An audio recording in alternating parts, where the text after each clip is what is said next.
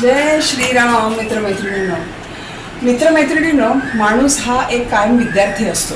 तो रोज काही ना काहीतरी शिकत असतो, काही ना काहीतरी दुसऱ्यांना शिकवत असतो. ते म्हणतात ना की शिकण्याला ना वयाची मर्यादा आहे, ना रंगरूपाची मर्यादा आहे, ना सोशल स्टेटसची मर्यादा आहे, ना किती पैसे तुमच्या काय नाही. कायम माणूस शिकत असतो. आणि या शिक्षणाचा जो ज्ञानाचा महासागर आहे ना, तसं सर आयझॅक न्यूटन म्हणतात की ते फक्त एक वाळूचा कण एवढंच त्यांचं ज्ञान आहे. तर मित्रमैत्रिणींनो, या आहेत अपर्णा जोशी मॅडम. या माझ्या मुलाला शाळेच्या त्या शिक्षिका आहेत, त्या मुलाला शिकवत होत्या. तर एकदा त्या मला भेटल्या आणि त्यांचा मला फोनही आला की मला इंग्लिश कम्युनिकेशन शिकवा, कम्युनिकेशन स्किल आणि कर्सिव्ह रायटिंगमध्ये मदत करा.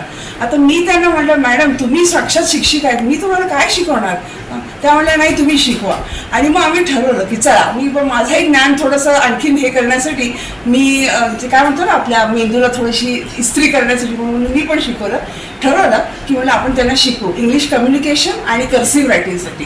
तर आता कालपासूनच आमची वर्गणी शिकवणी सुरू झालेली. जशी ती वेंक्यूची शिकवणी नाही बरं का, ते डोक्यात आणू नका, ती शिकवणी वेगळी होती. वेंक्यूची शिकवणी ही आपली साधी सरळ सोपी इंग्लिश कम्युनिकेशन आणि कर्सिव्ह रायटिंगची.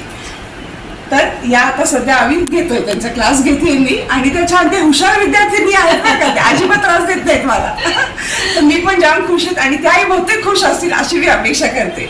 तर लिखो पढ़ोगे तो आगे बढ़ोगे, सितारों से ऊंचा तुम्हारा होगा नाम. जय श्रीराम.